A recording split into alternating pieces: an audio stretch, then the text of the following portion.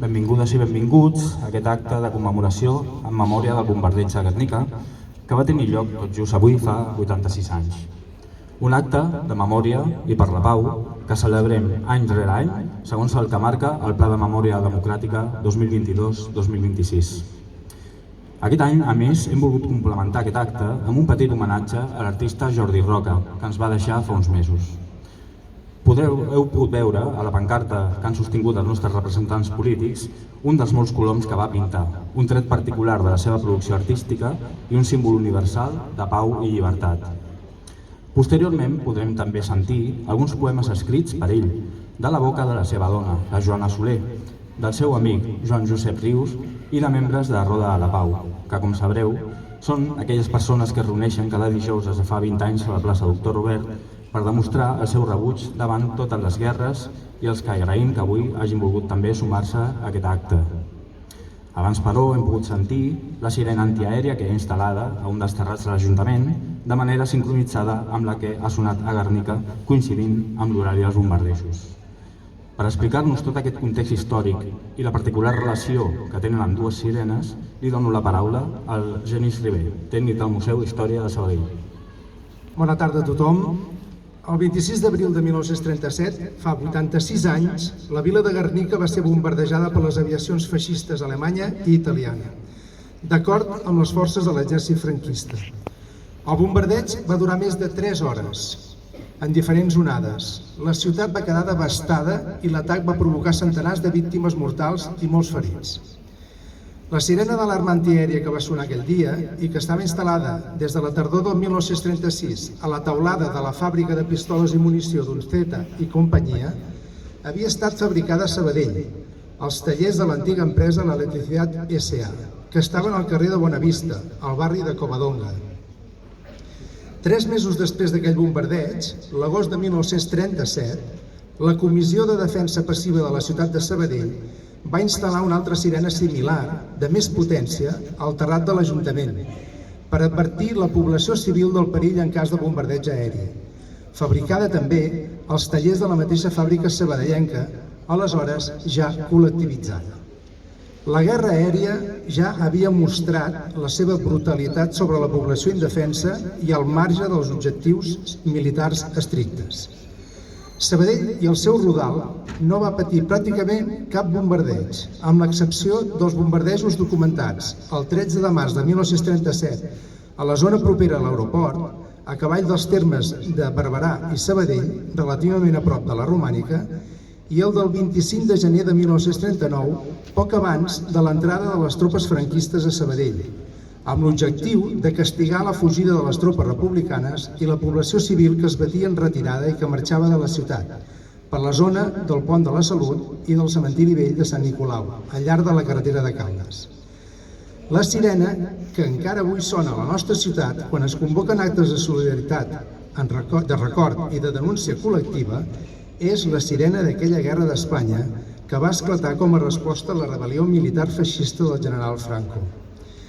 Avui ha tornat a sonar, com també ho està fent, o ara fa poc que ja s'ha deixat de sonar, la de la població guerniquesa, conservada a la Fàbrica Social per la Cultura Astra, per unir les dues ciutats en aquest record i així reivindicar, una vegada més, amb el seu so contundent i amb tota la seva força, pau i més pau. Allà ho ha fet durant 4 minuts i aquí ho ha fet durant 1 minut de silenci. Sempre amb el convenciment i amb el compromís institucionals que es mereix aquest acte. No podem oblidar que avui encara, i de forma corprenedora i incomprensible, s'està bombardejant a diverses poblacions civils d'arreu del món. Fem memòria per reclamar un futur millor. En Jordi Roca va ser un home que va estimar la terra, la seva terra, i la va viure amb gran intensitat i passió. Va ser un lluitador nat. Tots i cada un dels dies de la seva vida va lluitar per la llibertat, pels drets dels homes i per la pau. Va lluitar contra totes les injustícies que es van reproduint dia a dia a casa nostra i a tot el món. També va ser un gran humanista, tal com ho reflecteix tota la seva obra artística i literària. Un dels seus referents d'identitat són els coloms, un símbol de pau que apareix en les seves obres des de sempre, com a expressió de pau i llibertat, trencar cadenes de respecte i de recerca de la pau, símbols que es van intensificant de manera molt visible en la simbologia de les seves darreres obres. També en són exemple les altres imatges que va plasmar al llarg de la seva obra, com els cargols, les portes d'arc rodó, els cels blaus, la llum i l'escalfor del sol, els horitzons clars o els cubs representatius de la seva terra. Tots ells conformen aquesta simbologia humanista de la lluita d'homes i dones vers la seva plena llibertat. En Jordi Roca ens ha llegat un missatge que no el podem deixar caure en el buit i que hauríem de ser fites a assolir com a societat. La llibertat, el respecte, la convivència, l'entesa per la pau. Una pau en majúscules entre els homes i les dones per deixar enrere les lluites inútils, els enfrontaments, les injustícies i, a la fi, fer com els cargols i els coloms d'en Jordi, caminar, entendre'ns i viure en pau i per la pau. Junts fem realitat aquest camí que ens ha deixat encetat. Moltes gràcies, estimat Jordi.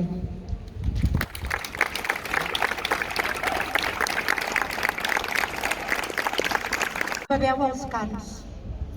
Lliuraré l'esperit, el meu esperit als homes.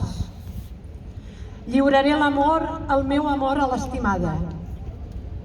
I a la fi de tot em lliuraré a la terra, la meva terra com un terròs més. Pregunteu, si és que teniu esma de preguntar, per què amb tanta força s'ha consumat el genocidi? Pregunteu, si és que teniu esma de preguntar, on és la gent de les ètnies foragitades? On és? Pregunteu, si és que teniu esma de preguntar, qui jutjarà els depuradors ètnics causants de torrents de llàgrimes? Pregunteu, si és que teniu esma de preguntar, qui aturarà la diàspora i qui respondrà de l'execució dels crims? Pregunteu, si és que en teniu esma de preguntar, qui vetllarà per les dones violades? Digueu-me qui. Pregunteu, si és que teniu esma de preguntar, qui vetllarà pels fills mal engendrats si l'odi ha emmetzinat les arrels de les ànimes? Pregunteu, si encara teniu esma de preguntar, on és la justícia? I com clam de mort se us respondrà, quina justícia?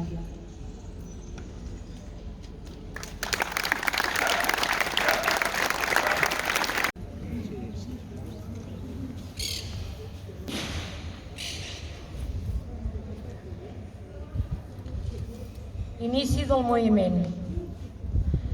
Fent bona l'evident agitació sobre el terra verge, dibuixarem estols de coloms blancs. Instruments de pau, memòria atiadora de l'acció i del crit sublim. Qualsevol nit pot sortir el sol. Coloms que, de topalls conquerits, en faran bastió que de llevant a ponent atiï la inquietud del moviment, esclat llibertari que esquerdi la nit, clam de les hosts, de les causes nobles, pedra foguera percudint l'oblit.